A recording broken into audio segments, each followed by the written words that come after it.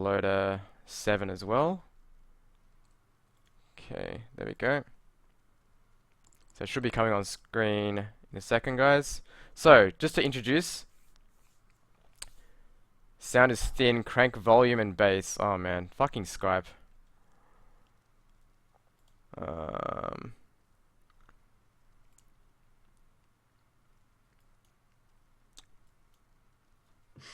Audio settings. Hmm.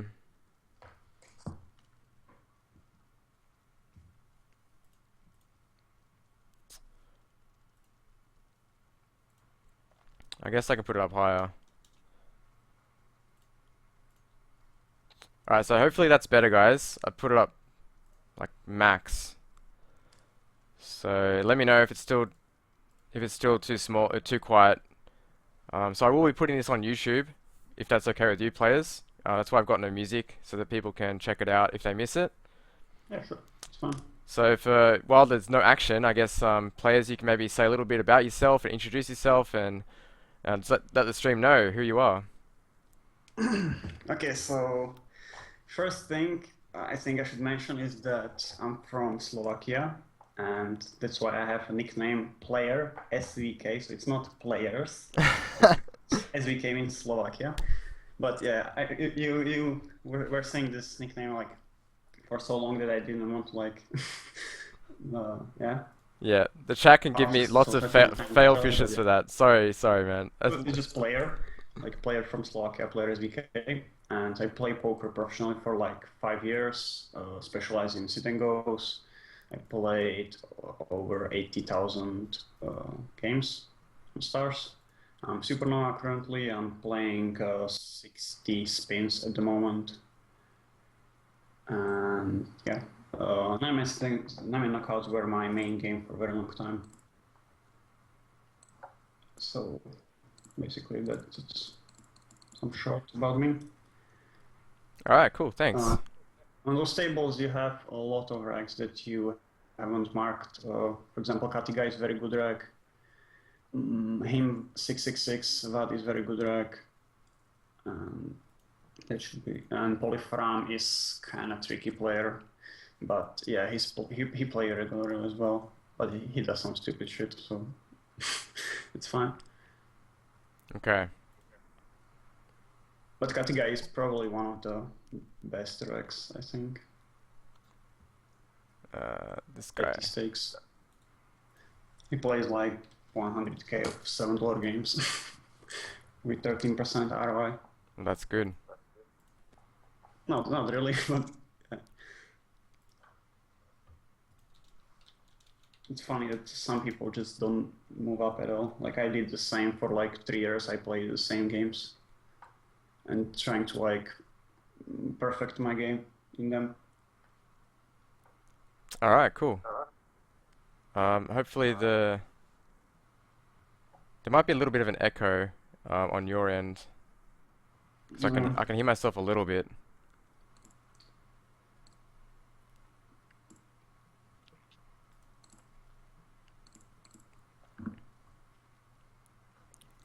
All right. Well, hopefully it's okay. Maybe just I don't know. Maybe talk a little louder, but we should be fine. I think I've turned it up everything that I know. I just don't know how to make it any louder. Maybe I can check in my Windows settings. If Skype is at max. Yeah, I think TeamViewer just froze, so maybe just restart it. Okay.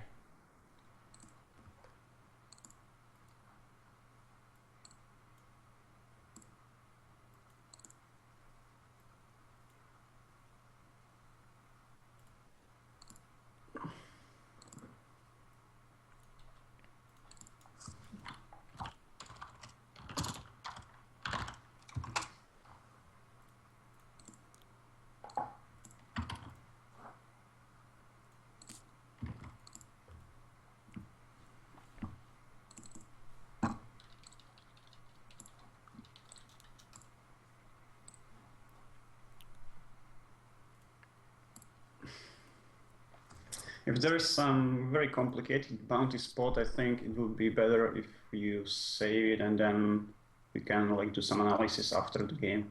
because in game it's very hard to do the calculations, and I think like using the ICM calculator is illegal during or while you're playing, Yeah. right?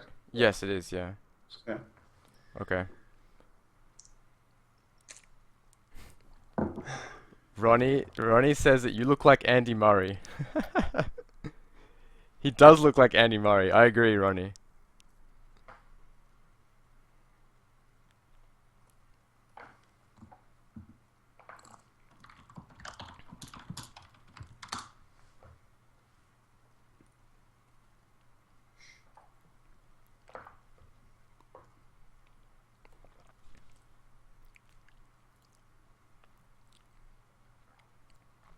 Alright, guys. Well, I'll have to figure out a better way to do the Skype sound. Uh, yeah, I've tried it with Wild Hungarian. I've like pumped everything up to max that I know. So yeah, this is as good as it's gonna get today, unfortunately. So if you can't hear it, maybe just pump your speakers up. If not, it might be better on YouTube.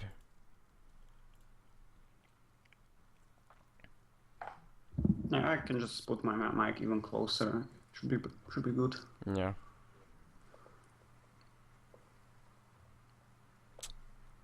Oh So yeah, we got a spot against the wreck. That's nice. so this is what Ace Queen, Ace Jack, pocket eights, pocket nines, maybe tens. Yeah, That's what he has. if you called, you already lost. He's out of position, right? There's no way he can win Yeah. this hand.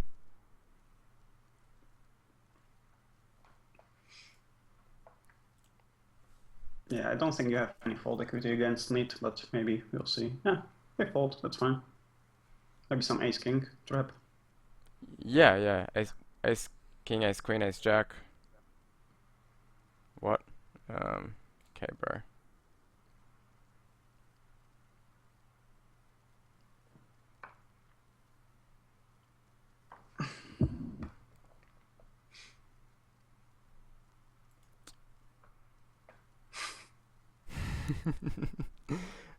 Okay.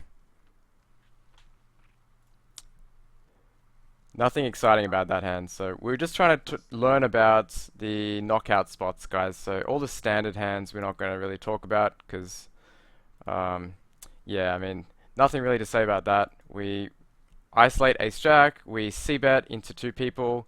The fish check calls flop, min bets turn. We just call, no point in raising there. Just call river again, and he has a straight. Yep, GG, well played. Give him a green, and we'll move on.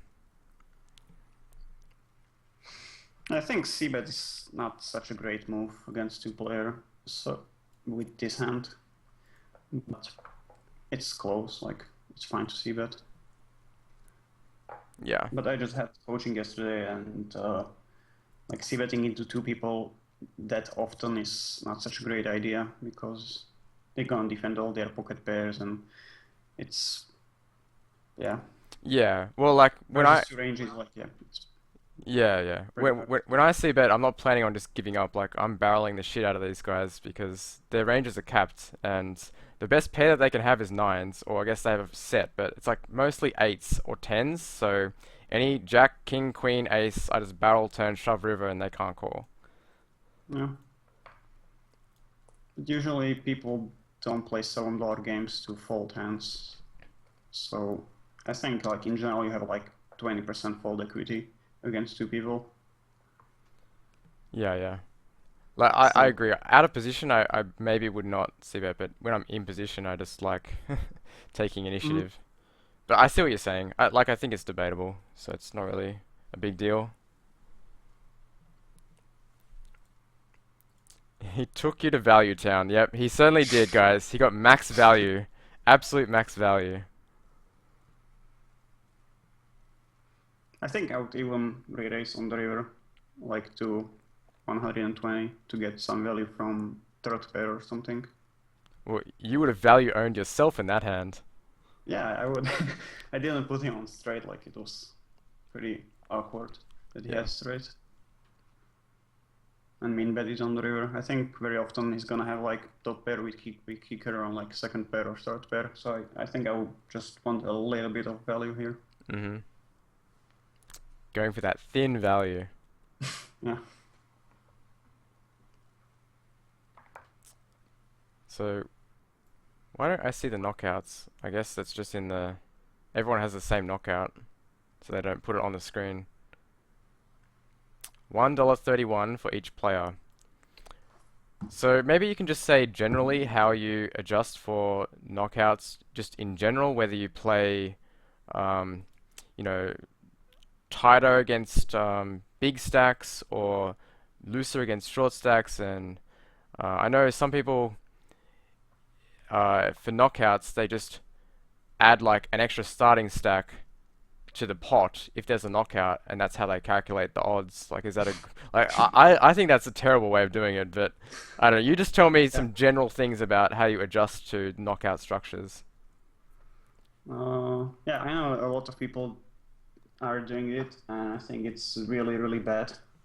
Okay, it would be worse if they like ignore the bounty and just play like standard 9-man SNG. Like it will be even worse. But uh, I think with this strategy, they are way off in a lot of spots, and I have reads on many racks who play really, really bad at these bounty spots. So basically, with their strategy, like they can call so wide against like open shove of small stacks, and they lose a lot of money doing that. Basically, with bounty, it's very similar to the ICM in the sit and goes. Basically, in ICM, your stack is a representation. The value of your stack is a representation of how likely are you to finish first, second, or third, like in the money to make money. So at the beginning of the game, like everyone has 1,500 chips, everyone have equal chance to finish in the money. So everyone has like the stack is the same value, and you can like calculate what's your probability to finish first. It's like 1 in 9. What's your probability to finish second? 1 in 9. What's your probability to finish third? 1 in 9 times. And you can multiply that by the payouts. So that's your value of your stack in ICM. And it's very similar with bounty, where every player at the beginning of the game has same chance to knock out the other guys. So basically, like there are 9 players, there are 9 bounties. So every player has the same bounty ICM. Everyone has like equal chance to bust someone else. So everyone has like 1 in 9 times you should 1 in 9 times you should win someone's bounty. So you pay for 1 bounty, and you should exactly on average you should win 1 bounty per game if you are equally skilled, basically. So basically, with this number, you calculate that your stack, your ability to generate bounties with your stack is like 1 with 1,500 chips. If you lose some chips, then your ability decreases. If you win some chips, your ability to collect bounties will increase, basically. That's the bounty ICM in the games. And then in every spot where you make a decision, you're trying to figure out like how will this decision influence my ability to collect bounties. Like if you are calling some short stack, then if you win, you collect bounties, so your profit increase. But if you lose portion of your stack, and your ability to collect additional bounties will decrease. So you have to calculate with this ratio in your equation, and then decide like what's the most profitable decision you can make. So you are calculating with bounty ICM in every spot, basically. Wow, that's so cool. And Yeah. a spot that really made me think was what you said last time we were playing bounties when you were in the chat, was that if you are a mid stack and there are other short stacks around, you have to play tighter because you still have the future value of a chance to knock out people that are shorter than you. Is that a correct Yep. assumption? Yeah, like if there are too many short stacks, then you cannot risk to bust against some big stack. Like it's so much potential. Like your bounty ISM is so high that it's like similar to in SNG when you're on the bubble and you just don't want to bust because you're so close to making money. It's very similar. Like when there are short stack, you're so close to busting someone that you don't want to risk your entire equity in some random coin flip. So it's the same ICM like adjustments that you do in normal SNGs, but you have to like be able to calculate how big of impact does it have on your decisions. And it's not only in decisions where you're going all in or if someone is going all in, but it's every decision in the game. For example, let's say it's first hand, you're under the gun with ace 10, then okay, if you fold, your bounty ICM will stay the same. It's like one, or it will be a little bit lower because someone else behind you can bust someone else. So if, okay, let's say small blind passed the big blind, then there is one guy less on the table, so your bounty ICM potential will actually increase. So if you fold under the gun, then your bounty ICM is going down. If you play the hand, then actually your bounty ICM is going up because with playing hands you can bust people. So you can play like wider ranges because you can justify losing some chips. Like let's say you open to 60 chips and you lose 80% of the time you lose the 60 your investment. But like 5% of the time you're gonna double up and you're gonna bust someone and you're gonna get a bounty. So this profit from the bounty will compensate for the 80 times you lost the 60 chips, you know? Wow. So you can justify playing looser ranges, but at the same time, let's say you have 7-5 offsuit under the gun, and you decide, okay, I can open the hand and I can bust someone. It will be actually incorrect because by playing the hand, you're gonna be losing chips, and with losing chips, your bounty ICM will go down basically. Okay, so there's like a balance between how much you can invest to gain a bounty and increase your How much stack, are you risking? yeah, compared to how much you're Yeah. risking and how often you're going to lose. Okay, cool. And you're good at these, so you know that exact balance, but like finding that balance is what is tough in these games, and that's what separates Yeah. you from the not so good regulars. Yeah, you have to evaluate like how good the spot is, and then try to take every plus EV spot, and don't miss too much, too many good spots, basically.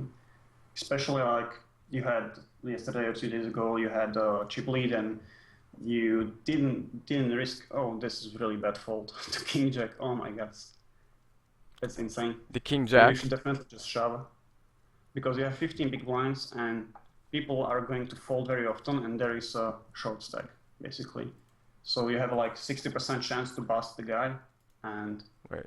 every time like it's a huge plus EV shove. Okay, wow. Well, I didn't even think about that. So, Yeah, there are some dead money with the guy limping under the gun, yeah, yeah. and you have really strong hand, and there are like four guys behind you, so you will just flip and you have additional like $3 in the Yeah. pot Okay. already. I'll come back So to that hand. So this one against the regular, because he has us covered, we have to push tighter. So would you push this because yeah, I will definitely fold. Like push is really bad yeah, because he can call like 40 or 50% hands. yeah, yeah, So like his calling range is so much wider than like in Mesh Equilibrium by in normal SNGs. You definitely have to yeah, push much tighter compared to the other games with short stack. yeah, Like the benefit of short stack is that you're getting called by like such a wide range that your value hands will create a lot more value, yeah. but you cannot like count on your full equity or something. Okay. Would you still push any two cards against an unknown player? Uh, with this spot where the guy's already all in. No, with the 10-2 suited on the right table in the small blind. So No, I would definitely not push any two cards. I would limp a lot of hands, okay, so you'd like limp stab like and 70 or 80% of hands I would limp, but I would not shove. Like shove is really bad here, actually, really bad. with the 10-3. Yeah. Okay. Yeah, All right. Cool. So I want to go back to the King Jack because I didn't even think about raising, and that's a yeah. big The king jack mistake. was pretty interesting, but because it's very hard to find what's the bottom of our range. Like it's almost impossible to find the bottom of our range because of the incomplete information. But this is pretty Oh clear wow, shot. yeah, this guy's all in because we can win his bounty. Yeah, Yeah. yeah, yeah. I didn't even think about pushing, but I see what you're saying now. Because he's all in, it means that our range can go up, and even without increasing our range, King Jack with 15 big blinds is not terrible. So Yeah. like would you push King 7 suited here? Yeah, definitely. King seven Okay, suited, yeah, like all the hands that have okay equity against any two cards, and have okay equity when someone behind us call, like when we get called by some like pocket eights or yeah. something. So I think I push here, and just gonna do it, and then you can tell me if it's bad. But I would do this in a 9-man. But because I'm the short stack in a knockout, is this now bad because it's in the bottom of my range. No, it's close. I guess shove is fine here. Yeah. So, yeah, generally, as the short stack, you're being a little bit tighter because people are calling you looser. Well, Um, not a little bit, like much tighter. okay, Like when you much have to tighter. shove like 80% in 9 man, then here you have to shove like 40%. Oh, So wow, it's okay. like much tighter. Especially like when there are two wide ranges, like button versus big blind or small blind versus big blind or something like that. Yeah. Alright, cool. So, I learned something already about this King Jack. So, you would push And King with this King 7 Jack hand, suited. I have like in my HUD, I have information to show me what's the stack of the shorters, like who is the shortest on the table, and to show me right next to my fold button. So when I'm about to fold, I see, okay, why? Wait, there is someone who's really short. I have to like reevaluate this decision because sometimes you have to play like 7 deuce offsuit in like middle position or something because there is someone who's already all in or there is someone who's got 10 chips or something. Mm. So, this to me feels similar to the Ace 4, where it's the bottom of my range, but it's just strong enough, so I'm gonna jam it in. But would you agree with this push with King Queen? No, it's really bad. Like Okay. every player at the table got you covered, Yeah. so you're gonna get called by like ace eight, like you're gonna get called by so many hands, and Okay. you don't have anyone that you cover. So while in a 9 man is gonna create like plus 0.05 or something, like Yeah. plus, in knockout is gonna create like huge minus because your Okay. stack is pretty decent. Like with your stack, you have a lot of chances to collect bounties. Like someone's gonna like get crippled and you can finish them off or something. So with under the gun into 6 players, everybody got you covered. Everybody's gonna call like 10 or 12% of their range, and you are making a huge minus EV shove. Okay. Okay. Cool. Wow. I'm so terrible at these games. I'm learning. Yeah, I you like do, it, guys. but it's fine. I hope you guys are enjoying this. This is so cool for me. I haven't felt like this good about learning poker for a long time. It's awesome, man. Yeah. Cool. I'm gonna Like start it crushing all these looks games. like pretty standard plays, but it's much different in this knockout. Yeah.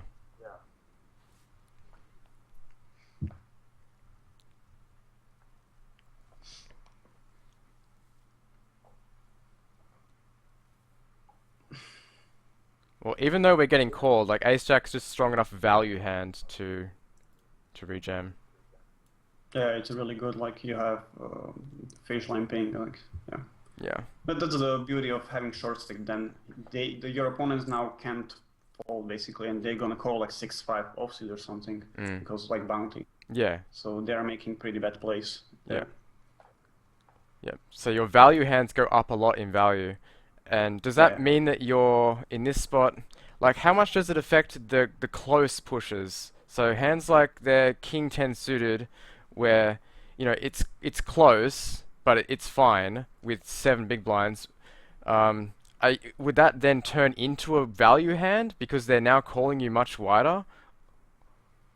Mm, yeah, you just have to put their calling range in the calculator, and you can see like how profitable it is, and then make decision. Okay, okay. You definitely have to adjust all the calling ranges and shoving ranges in this format. Like short stacks should push much tighter, but they usually don't, and big stacks should be like calling shoves much wider, and then they usually don't because they don't know how to play the optimal calling or shoving strategy. But yeah, you have to make some adjustments. Yeah. The chat is making fun of me for being bad. I know, guys. I'm terrible. I'm sorry. All right. That's fine. So I think I can induce queens, rather than just jamming it all in, because it's a strong enough value hand to induce, right? So I don't need to. I guess I don't need to. Like, would you preserve your bounty equity by just shoving here, or would you prefer to induce and try and take a big chip lead? Mm, I'm fine either way. Like, if your opponents don't have reach on you, that you are a wreck, then it's fine to induce. But normally, if I play and all the guys behind me have like 50k hands on me, then they know like I only ISO raise a range that is really strong. Mm-hmm. So, And the guy limping is limping strong range as well because he's short stack and it makes zero sense to limp some weekends. yeah. So I would just shove and hope for the best. Yeah. Okay, makes sense. And I can shove there pretty wide. Like, no, not pretty wide, but like ace 10 or ace 9 suited or something like that. Yeah, yeah. Okay.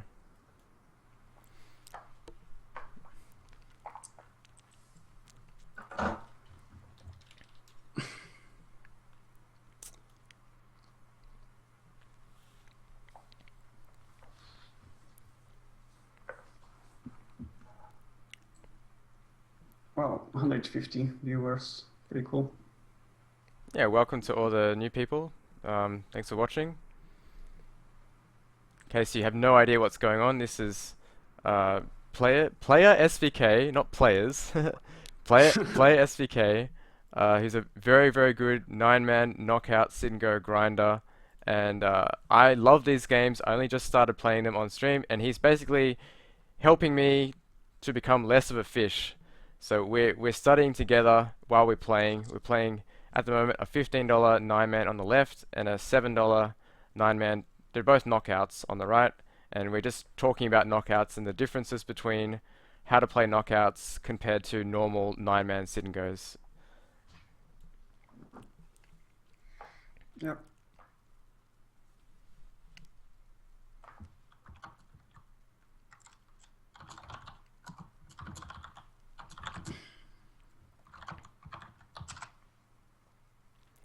So here's a good example, I think, about what we were talking about earlier. In the early stages, would you be okay with raising this on the button if folded to try and gain a little bit more of a stack to get some more bounty equity? Yeah, I think if I have big blind covered, as in this hand, I Hmm. would play like 97% of hands Wow. on the button. Yep. Okay, that's awesome. Because there's that extra chance of if you do hit a hand and you can get the extra bounty equity from knocking him out. Yeah, Yeah, yeah. you'll either win some small pot post flop, or sometimes you're gonna like flop deuce, and then you can stack off. So this is really profitable, especially with antes and with bounties and with everything. You should never fold any hand from the bottom, from the cutoff, and almost any decent looking hand from middle position. But then there is some rack on rack play, like if your opponent knows that what you do, then they can exploit you. But yeah, that's the other stuff. I think new players don't have to worry about it that much. Yeah.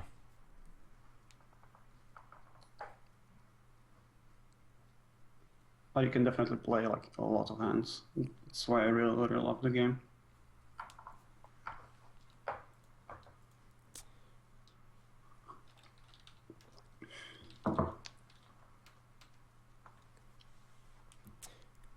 So is there someone asked in the chat, is there any way that they can find out more about knockout 9-mans? So is there any information on the internet, like any videos, No, or is it? no, there is no information on the internet basically. Nobody knows how to play this. Nobody like takes time to do calculations because there are only low stakes running, and low stakes players are not really smart or don't really invest too much time into improving their games. So Mm-hmm. there are no videos. I did some videos for Pro Strategy, but it's only in Slovak language, Mm-hmm. and basically, yeah, Okay, so with this, there aren't many racks. So. yeah, with this threes, even though he has me covered, would you set mine here just against the Can't reg? see right now because game froze. I've got threes, 60 big blinds effective against the reg raising early position. Like I would set mine. I'm gonna do it, even though he has me covered in the early stages, um, or because he has me covered, is it just bad? Yeah, this is really bad. You're gonna lose your stack more often than he's going to lose his stack. Okay, yeah. So if I had one chip more than him, would you set mine? I would 3-bet. You'd three bet It's even threes, better if you 3-bet, he's gonna call, and then and you then you can can. hit your second. Second. That's next level. That's next level. Okay, man, cool. I'm Flatting getting is it. really bad. Like his range is like pocket sevens plus, and you're gonna hit your set, he's gonna hit higher set, and then you're screwed. Yeah, yeah, okay. Pocket threes is like really weak hand, and there are a lot of people acting behind you. Yeah. I think it's gonna be like massive minus EV. Alright, so Yeah, it's like, especially like this guy's reg, I know him, like yeah. he doesn't have wide range, he opens like 8% of hands. So with the king 8, I want to get double bounties. So I'm planning on raise folding against Katiga, but raise calling against both the short stacks. Is that what you do? Or would you just put more pressure and maybe just shovel in, or? No, I min raise, but I do it with wide range, like 70% of hands or 75. Mm-hmm. And now post-flop, are you thinking about trying to push the other regular off the hand? Or I'm not trying to push a nit away from hand because it's kind of spewing, just yeah, chips. yeah, okay. He's always very strong here. And there are no dead money, and you're not going to win very often, even against short The stack. short stack, yeah, yeah, okay, cool. But yeah, definitely min raise. I would only open shove if the guy on small blind has like 3-bet of 20% or 25%, then I'm just open shoving to be more balanced. But yeah, as against nits, just min raise 75%. Yeah.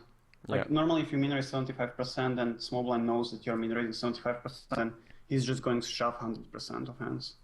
So you're gonna be like min raise folding all the time Yeah. against competent player. But nits on $7 games are not competent, so we can do whatever. We can just play So and abuse them. can I shove this because I cover most of the table, but there's a chip leader in the small blind? Oh, this is pretty bad shove. No. Every time you get called, you have like 35% equity, so you have very small chance to win the bounty. Uh-huh. And every time you fold, you lose like a ton of bounty potential.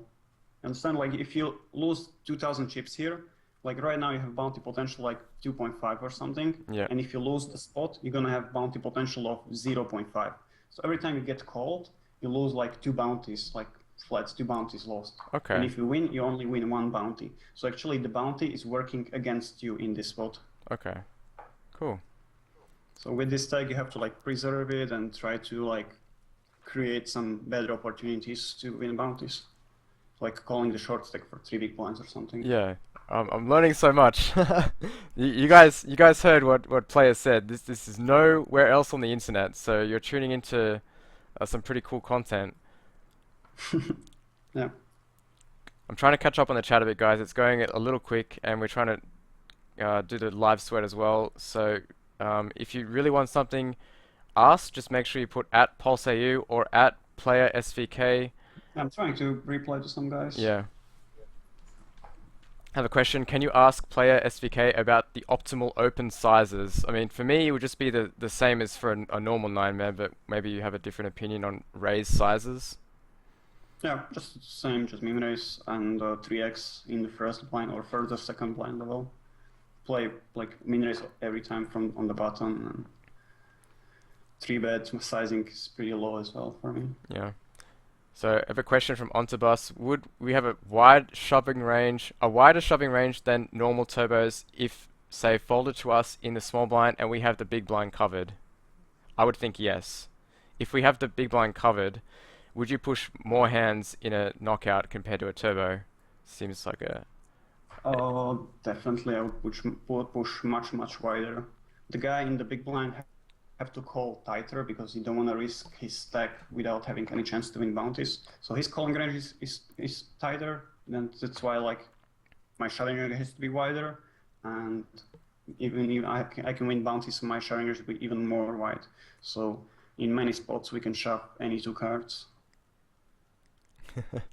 Shove with any 2 cards, like even with, and very profitable. 1 card we can basically shove. Yeah.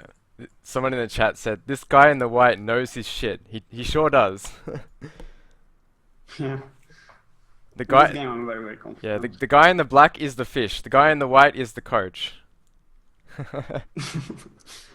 Like I think you are definitely better in like 99% of formats in poker, and this one I'm better. So Well, I thank wouldn't thank say you. that you're fish. I'll take that as a compliment. Thank you. Guys, if you you're having a problem or you have to leave or you can't hear it properly, I will be posting this on my YouTube channel, so you'll be able to watch it over and over and over again and really, get used to all these spots. Oh, we're in the money. Nice. Yeah. So we have to be very tight here, I would think. No. My No? fault. Limp. Limp. Limp! He's a regular. Yeah. No, he's a pretty bad regular. He's got like 10% PFI. He's playing 22/10. Uh-huh. He's never ISOing limps, and he's folding a lot post flop. Okay, So just limp, you have like 5-1 polos or something yeah, with yeah. the antes. I think like I'm playing with So a against, disadvantage. You have all these reads and I don't have any of this stuff. I'm just playing standard. like if you don't have reads, then your opponents don't have reads on you, so Yeah. you can even like have higher advantage than I do because they don't know. No. No, no. Oh my god. Okay, fuck. Oh yeah. You're such a sputer. This seems nuts. Oh my god. You got position 4-1 polos against huge donkey. Yeah. It's a really, really bad fold. And the bounty doesn't have too much influence right now because there is only one bounty that you are fighting for. The rest of the bounties are rewarded to first place finisher. Uh-huh. So right now you're just focusing on finishing first Yep, and so playing like chip EV. chip EV, yeah. actually. Okay, alright. Well, if I knew So that was like chip 10-7 EV, of then suit is no-brainer call. I would even call like 10-3 offsuit and just play with him. okay, cool.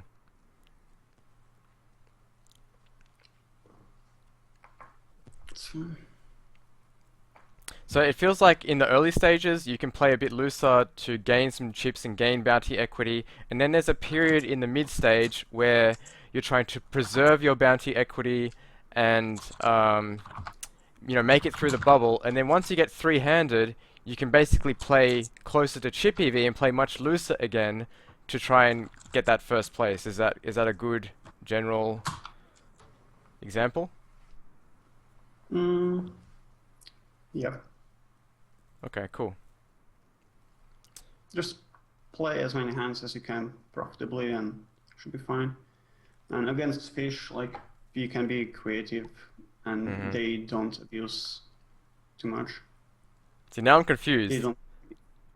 Um, now I'm confused. So, I mean, I'm just gonna fold because I don't know what to do. But with like King 6 on the button, when I'm in second place, I do have one guy covered, but Yeah. it's like 12 big blinds. I have position against the fish, but if I min raise, I'm min raising 8% of my chips, and Yeah, it's pretty close. Like I would play like King 8 almost always. And at this table with two weak players, I think you can min raise. You can even limp, but fold is okay-ish, I guess. and when you play the King 8, would you just min raise? Yeah, shove is really, really bad Yeah. because then you're risking like your entire stack versus the chip leader. Yeah. So that's a good I call like the with. shove with Queen 10. Uh-huh. Limp is possible, but limp is not going to generate as much bounties as the open shove. So open shove is better. So fives under the gun with 15 big blinds. I mean, I have only two people covered.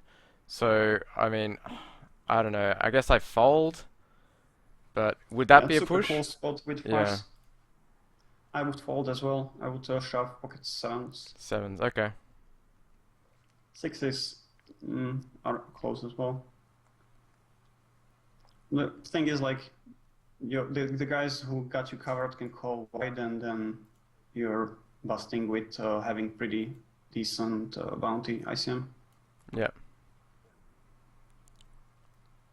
Cool. So this feels like a bounty spot to me. Yep. Flip it, and yeah. Flip it and win the bounty. And with King Queen suited versus two players, you have a lot of equity. And if you win, it's like gold mine. If you lose, like whatever, you're Yeah. still like 7th place. See, this is so cool because in a 9-man this would be absolutely terrible. But No, Oh, this is really, really good. Yeah. In like a bounty, it's just awesome. Like this is great for us. We're flipping against the short stack with the extra bounty Yeah. equity. Boom. Yeah. Too many And now outs. it's really good because you can just play like Nate and feel like at home. Fuck you. You hear that, guys?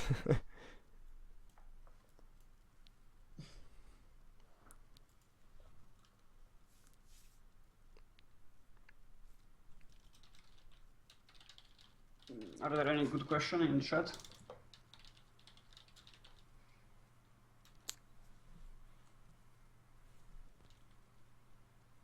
Antoine is asking if this analysis revolves around that everyone is playing knockouts optimally. You have to consider like how your opponents are playing. I did a lot of analysis on how my opponents are playing. I reviewed like top 100 or top 150 players that I play the most against. And there are a lot of guys who are making strong adjustments around the bubble, around 5 players, and they are playing much differently with the bounty. But a lot of players play like blindfolded, and they don't take any consideration for the bounties. So you're gonna meet here guys who play like 30 tables and they make 1% ROI per game, and you're gonna meet guys who really focus on the games. So you have to take into consideration like what type of opponents are you playing. Like usually fish in knockouts are like huge whales, like they play really crazy style. Sometimes you're gonna meet guys who are gonna open shove every hand from the start of the game because they wanna feel the thrill of like busting everyone in the game. So you have to take everything into consideration and make the best decisions. Like very often it's gonna be like gray area where you're gonna not be interested, not be, you're not gonna be sure like what's the best play. So yeah, Hmm. it's a pretty interesting game. I love it. It's fascinating. I think if I had found this game this enjoying when I was still playing professionally, I might have like switched to this game because I really enjoy playing them. Like problem with switching to those games is that there is no traffic. Like you're waiting for 5 minutes to launch like $7 game. So making a living playing bounties is like pretty hard. But definitely like bounty MTTs are very interesting. I try to play like more bounty MTTs on doing scoop, and the progressive bounties are really, really soft and really good games if you know how to play them correctly. Mm. So Maybe another day we can play some 90-man knockouts and we can learn about bounty MTTs yeah, could be fun. because they have the progressive bounties. It's like an extra thing you have to think about because the bounties are going to be different for every player. Yeah, It's pretty funny. Yeah, it's fun. Only thing that I don't like about them is that when you get short, then you have to play insanely tight, and it's really boring. Like if you play 10% of hands and then you're just hoping to double or triple or something and just folding all the time. Yeah. But if you get a big stack, then it's a lot of fun. Yeah. So you have to tell me your reads. If you see any regulars that I don't see, you let me know. uh, no, I don't have any reads here that you already don't. Um, so I mean, I don't know this guy is playing on his phone. So I guess I just 3-bet and get it all in here. Is that what you would do? Because I think call is a little bit better. okay, the call would be my first line, but because last time we were 3-betting threes against a regular, because he had us covered. I don't know, maybe tens. You can make this into a value hand against a fish playing on his phone. I guess it's possible to 3-bet and get it in, and it's definitely plus CV. But playing post flop against fish is really good. Like you can make very good decisions post, Yeah. and even bust him may be easier. Like let's say he open hand like 7-5 offsuit and he flops a pair, he's not gonna give up. So your chances to bust him is similar to if you would 3-bet. Yep. 9-10 is the fault, 9-10 suited. In normal SNG you can shove, here you can't. Yeah, yeah. I'm thinking about value betting this for thin value, and I kind of like it. Um, Sometimes I would check back there. This is just a post-flop hand. I don't think this is terribly gonna change depending on whether it's a knockout or a Hmm. turbo. I don't really think I can get a lot of value on this river, so I'm just gonna check back. I guess like preserve some of my equity a little bit. Yeah. So how would you play that hand? Would you thin value bet the turn? Would you check the turn? Yeah, on the turn, I definitely think we have one street of value, but I think I would save it for the river. Hmm. So on the river, like if it goes check, check, check, check all the way through, then on the river we definitely have more, like we definitely have a value on the river, like even with bluff catching or like betting ourselves. So I think I'll save the decision for the river and just check the turn. Okay. But I don't hate the turn bet. Okay. So why I raised this 5-6 was because now that I have all these guys covered, we're saying that we can play more speculative, so I'm going to raise this. Would you agree with this? Yeah, this is a really good play. All right. Yes, we got it, guys. We did it. We're learning. Yeah, you're improving. But now into two players, I'm not going to c bet. I will just check fold. No, see bet, see bet, see bet. Ah, shit. We almost got it. Even if the C bet is losing you chips, it's winning you bounties. Ah, I Because see. there is three of diamonds and someone's got set, then you are winning his bounty, right? Yes. But if you Okay. don't C bet, then it's going to be really hard to Just like stack off. Yep. I stack see. off. I see. So I can play more aggressive post flop because I still have them covered, Exactly. and Yeah. and I can play for that extra implied bounty equity in the Yeah. hand. All right. All right. I almost It's got there, gonna be guys. I like was one in close. 100 times that you're gonna accomplish your goals of busting someone, but it's gonna cover all your chips that you lost spewing. This hand is tripping me out. So I want to play, but I mean, I guess I limp so that if the big stack raises, I can limp call. That would be my play. So I'm gonna do it, but you might disagree and just min raise here. If you fold, like I will be really disappointed. No, no, I'm not. I know. I learned my lesson. I learned my lesson. We're not gonna fold. So my But yeah, plan. This is what I limping could or do. raising is Now I fine. can limp call, but if I raise, he's just gonna shove all in, and I have to fold. So limp feels like the best play to me, Yeah, because now I can limp depends call. on the read. Yeah, I guess so. Well, I guess it sucks if he has an ace, but it's pretty unlikely because there's two on the board. So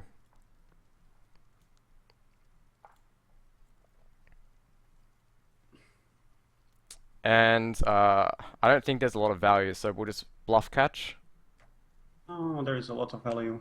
on the river. Yes, we have the best hand all the time. He's got pocket sevens, pocket eights, pocket nines, Yeah, but king, is queen, he gonna jack. call? Is he gonna He's gonna be call those stubborn a lot hands? of the times, Yeah. Okay. and Okay. you are never losing this hand. I So I think we lose to like king queen and a slow played ace sometimes. Like I don't think never. like 97% of the What time, you are what not losing what this if he hand. has a flush draw and he just bluffs the river, bluff raises river, and then he busts the guy out because he has nine high and this guy has the queen high flush draw. How terrible would you feel in that situation? I don't think I would fold even to raise. What? Okay. All right. Well, okay. If you're planning on calling the raise, then all right. Yeah, but we have the best hand basically. The way the Yeah. guy Yeah. plays, You and I we play have the best. post flop very differently, but I respect the way you play, and you explain your plays very well. Like, So okay, you can justify making bet stack off with like the bounty will cover for your ace plays basically. yeah, okay. Like you don't have to be right that often. So I will definitely value bet the river. The fish, when the bounty is in play, fish gonna be really really stubborn. He will not believe you. He will not want to fold hands that has even slight chance to win the bounty.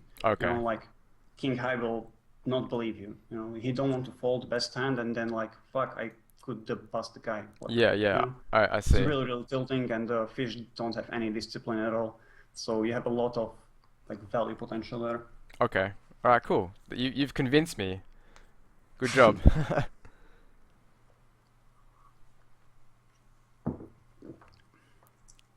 Like he even should not fold. Like you could have some bluffs there. There are already 1k chips in that money, so you could be bluffing. So his bluff catch is don't have to work that often.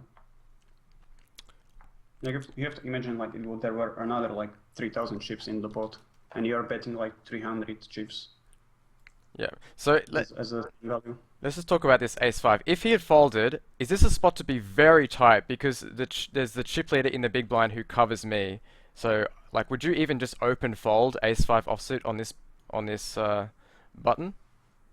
Depends on types of opponent, and him 666 watt has a huge re-steal, and he is abusing his stack very well. So against him, I would not have many hands in my raise folding range. So I would limp or I would open fold. Okay, so limp. It feels like limp is very powerful in these games. Yeah, against big stack, you're losing your stack less often if you limp. You know, you're controlling the size of the pot better. Yeah, and especially if you're on the button in position and they raise, you can still see a flop by limp calling. Yeah. Yeah, so it's He cannot abuse his advantage, you know, like you are negating what he can do with his stack. yeah, I like it. I love it.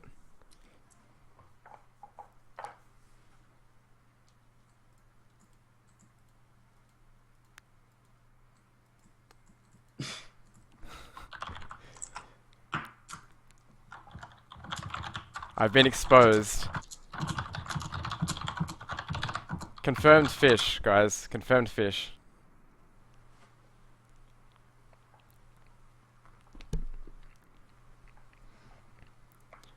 Alright. I feel like I need to one table these to concentrate because I'm still like had to think so much about every spot. Oh, so like here we're getting 4-1 against an unknown player. We have him covered. So you call any two, right? You defend any two cards. I would fold like 7-3 offsuit. Okay, but a 9, right? Let's play. Fuck him. We we have this guy covered, so we defend King 9. We defend anyway. Like, I know that you would float here, so I'm gonna do what you would do and float. Because fuck this guy. Okay, yeah. That's what you would do. It's still high flush draw, sure. Yeah. See, look, it's working. It's working. Now, I guess we just bet call or shove because we can never fold after we bet No. turn. Just bet really, really small. Like, imagine you have a real hand here, then you just bet like 400 and then shove river. Yeah, yeah, okay. But if he check shoves, like I guess we got a call because No, bounty, definitely not. not even We for have 0% equity if he shoves. What if he has trips with no flush draw? We have a too high flush draw. We have 7 outs, Yeah, but with so 14%. Yeah, with the- definitely have to protect your stack there. So bet Okay. folding is really good. okay, so even with the bounty and the chance of our flush draw being good, the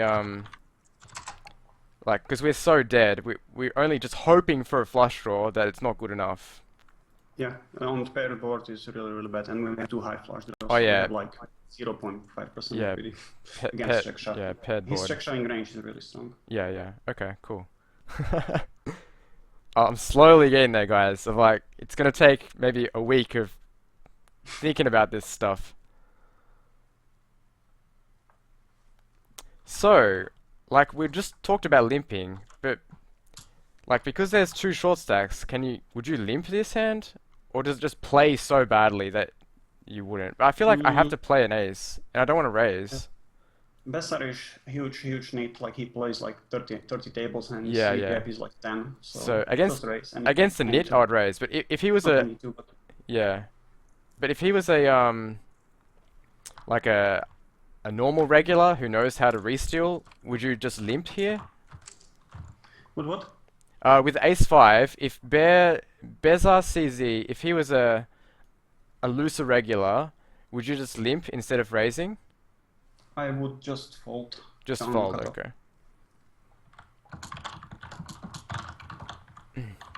These hands play so weird.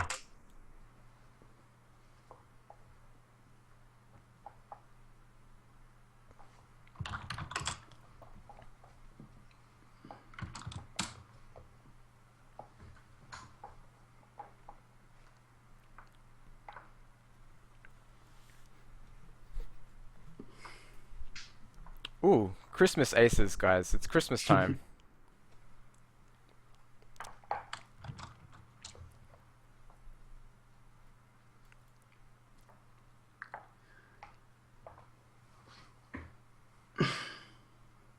Guys on the chat ask what do I play currently. I transition into spins and I'm playing 60s on staking. Games are fun and traffic is much better. And we just flat call these aces on the big blind. I thought about it. So explain to me why you would just flat call. It's better. Why? Because he's raising 10 big blinds under the gun. You have to. I would think that he has a hand. Yeah, if he has a hand, then he's gonna stack off anyway post flop. And 3-bet shoving ranges on the big blind are insanely tight. Uh-huh. Like every playable hand, you're just calling, right? And Yeah, I get. you shove what, like only like your premiums. So having a raise folding range out of the gun versus big blind is like very common Okay. because he's wrapping really strong range and you're wrapping like insanely strong range. Yeah. So let's say he's got hand like king queen, and he's like snap folding. Okay. It makes sense. So that's just a play because of I guess how the games play in knockouts, like the meta game. Yeah. Hmm. The meta game in this. Yeah, like because people raise under the gun so tight and you reshove big blinds so tight, you're not going to reshove anything. You're just going to flat call your whole range in knockouts. Mm, What are you reshoving there? If you're not reshoving aces and you're calling everything else. I think calling your entire range is pretty decent strategy. So not having reshoving range is okay. Like I would reshove like eights, nines, and that's all. Okay. Maybe tens, yeah, if yeah. So I'm not Depends sure on my read. about this 10-7 suited because I'm the chip leader, but everyone has short stacks. You would raise there to gain more chips, or would you Yes, preserve your bounty you equity? definitely can play a lot of hands profitably. So suited hand is really good to play Okay. very profitably.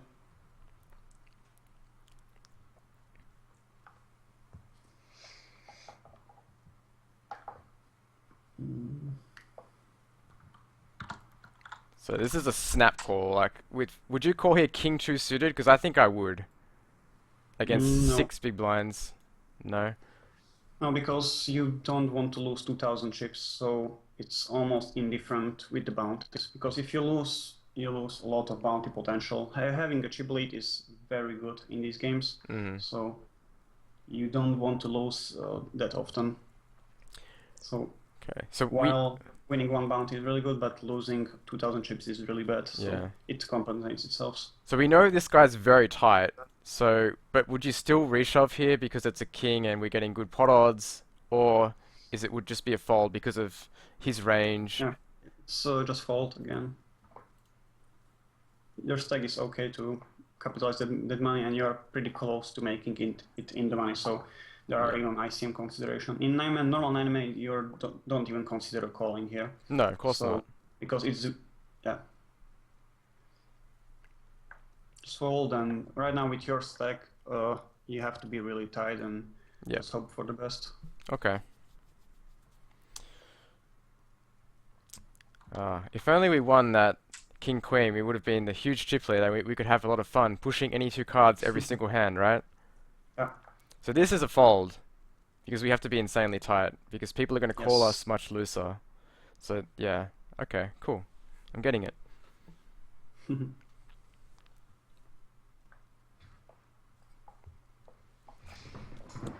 So I think these will probably be the last two games, and then yeah, we'll finish it off for today. So Cool. hopefully we can talk about some more things.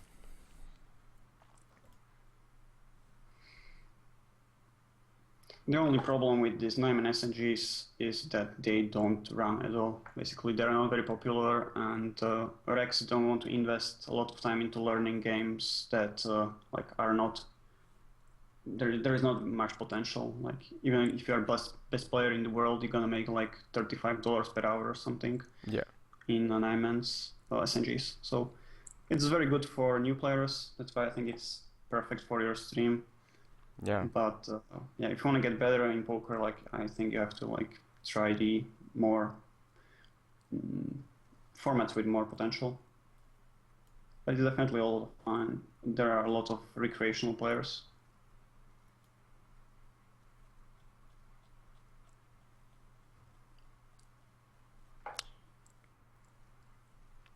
I feel like this guy called with ace four offsuit, Yeah. which just because of the bounty. So And as a short stack, you have the advantage of having the short stack. yeah, and even when he calls and loses, he's still a chip leader, so that seems like a very easy call. Yes, it's easy call, but we have to calculate with that with our shoves. Like let's say in non-bounty game, you would be shoving a lot because you're shoving directly into the other short stack. Mm-hmm. But here you have to play really tight. Yep. Any two? Yep. And he should know that you call any two, so he again will be shoving. He will be shoving tight. Very tight, yep. Okay, cool. So in the money again, guys.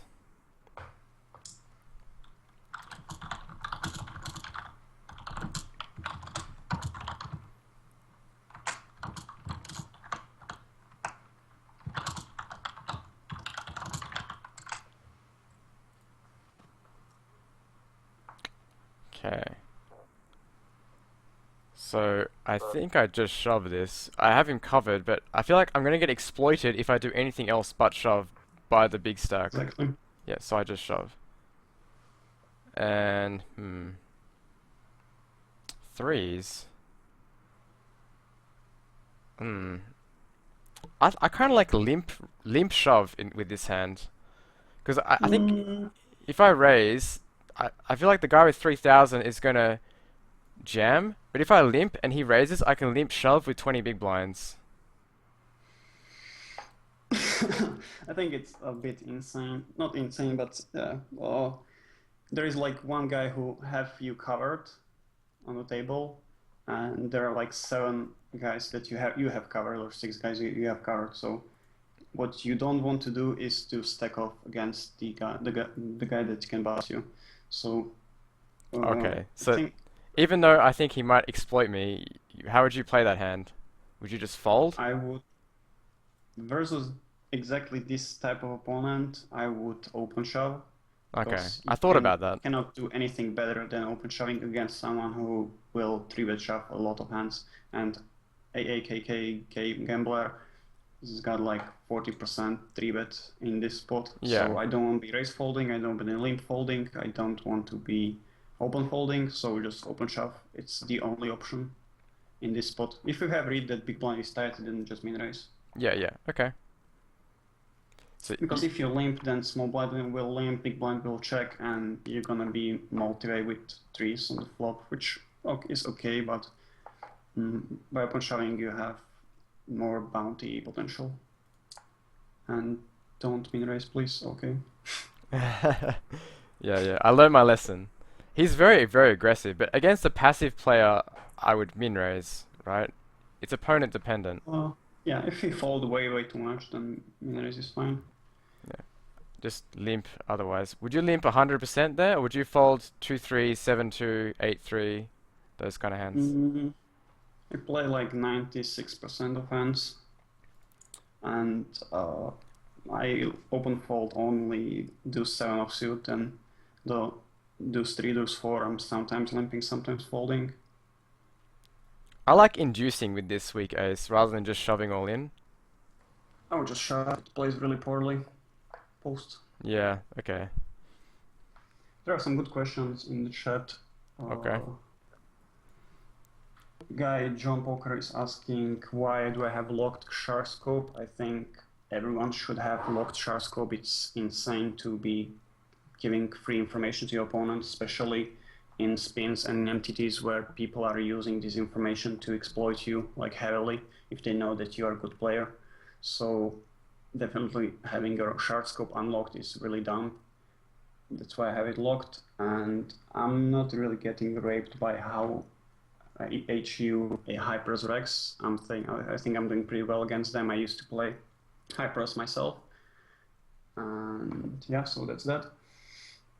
Uh, and Oz, is asking, he's playing 3.5 turbo knockouts. What's good average ROI? I think if you're doing better than 0%, then I think it's really good. And I think you should keep playing the games and improve. And if you play really, really well and you play every hand perfectly from the start to the end of the game, then I think you could make over 30% ROI, or like definitely 25% ROI in those games. So yeah, just keep improving. If you're not losing mind and it's good, and just play, just get better. Look at that, guys. We won 6 knockouts. What a cool game. Yeah, In case crushing. you missed it, I made a sick 2-barrel heads up, kind of standard, but so I Pretty well think played. Only like 4 or 5 mistakes, but thank you. So this is pretty good. my 2-barrel heads up. Look at Oh, that. interesting. My plan was to shove river, of course. Can't, no balls. You have to continue with your plan. That's pretty ballsy. I like it. I think I would just check turn and Ah, you're the nit now. You're the nit player. I don't know, like if I have read, then I'm all into 3 barreling, but without read, I think general population here is defending big blind really tight. Like they defend like 35% of hands, and they fold to see it like 70% of the time. So if he don't fold pre-flop and he don't fold after the flop, and I don't have any better read, then I think I'm just shutting down with the aggression there. Just recapturing the Skype guys. Yeah, but you made like 4 mistakes per game, and on average, good racks or racks in those games make like 16 mistakes per game. So I think you're doing pretty well. Thank you. I'm learning from the best, that's why.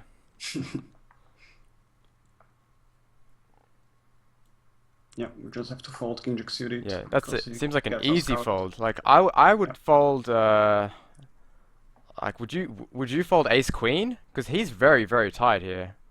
Mm, Ace Queen probably not, but King Ace Queen definitely. Ace Jack? Ace Jack I would fold, yeah. Yeah, okay. Like I have advantage here because I know exactly what is his range, and he's not playing as correctly as he should in Yeah. this spot. Like ABC Rex who play like 20 tables, they see decent hand, 100 gun, they just shove. They don't really think much about the bounty or stuff. Yeah. It is so important to not only the bounty but to look at all the other stacks because like you said, if it really matters if you have people covered or if they have you covered for future hands and that current hand as well. So Yeah. like I think people that are playing a lot of tables, they just look at their hand, look at their position, and they don't have time to look at all the other stacks. So they're going to be making mistakes for sure in these games. Yeah. I used to be playing like 25, 30 tables, but when I improved my game, I had to like decrease the number of tables because I start to take more information into the equation, and I need more time basically to make my decisions. So I right now I think I'll be comfortable playing like 13, 14 tables. Yep. Alright guys, so this is the last game for the sweat with Playersvk. Um, After this game's finished, we'll just say goodbye and we'll continue the stream. But man, I'm having so much fun learning these games. I hope we can do it again, man. I'd like to see how I go, and then maybe a week or two we can reconvene and see if I'm better. Yeah, sure, we could do that.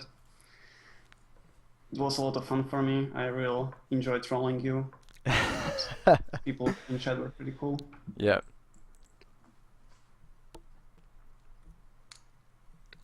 whenever you're watching, I feel like I have to be more aggressive because you think I'm the biggest Yeah, nit in the yeah, I get world. it. That's okay. I'm pretty sure most players that I play with think that I'm on the conservative side. But yeah, Mm, yeah, you're definitely too nitty. in these games. Yeah, in these games.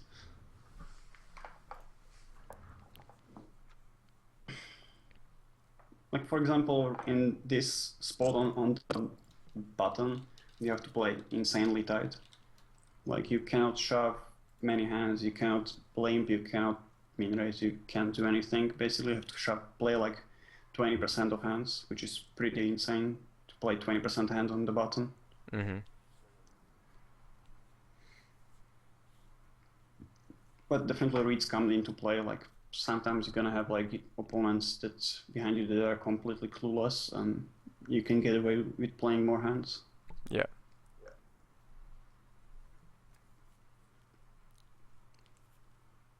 Call with the 5-3 offsuit on the big blind is pretty close. Like you have to call like for 3.5 big blinds, but for 4 big blinds, it's actually really close. hmm I would not mind folding here because you know, like the guy Raynock, he lost the hand. Yeah. Now he is the guy who's like the shortest at the table, and he don't have any fold equity. But don't I want to take his bounty with ace four suited? Oh yeah, with ace four, just shove. Yeah, yeah. I was talking about his call on the big blind. He was Oh, I really see, I close, see. and I would just fold if I were him.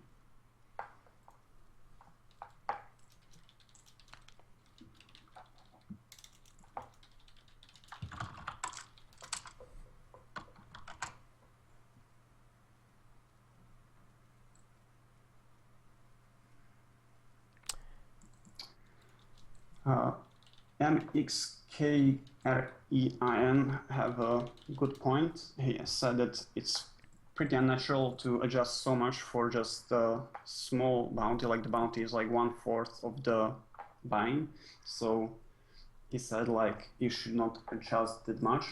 But the thing is like, let's say you're just shoving, like let's say it's normal 9-man and you shove ace 4 offsuit or ace 4 suited in middle position, then on average you are making like 5 cents or like 0.0 nothing profit from this, you know, from shoving. But if there is like bounty and it's additional $3, you know, like by shoving ace 4 you're making 5 cents in normal game, but in bounty games you can make like $3 on average, or not $3, but you can make like $1. So insane difference in your calculation. Like it sounds small, it's only $3 whatever compared to the price pool. The price pool is 150 or $135. So $3 seems small compared to the huge price pool. But in the current decision, like the difference between folding and shoving is so small that the bounty will like change the side that you should shove or you should fold.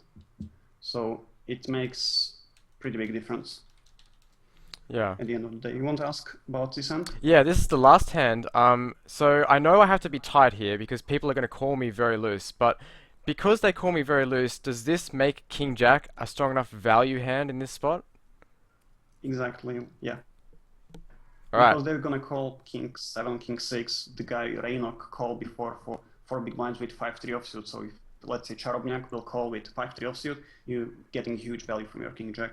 Yep. So I like the shove. Awesome. Good. Yep. Well, guys, that's it for the sweat session with player SVK.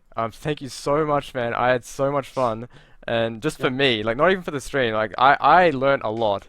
So I really appreciate it. I guess before we say goodbye, if you want to give any shout outs or plug any of your social medias, you can do that. So Yeah, sure. I really enjoyed the show, and I'm thankful to you as well because you gave me like free coaching like last year on Christmas or something. So I have something to pay you back. So I don't mind giving like my know-how on the stream. It was really fun, and I will enjoy like coming again if if people want.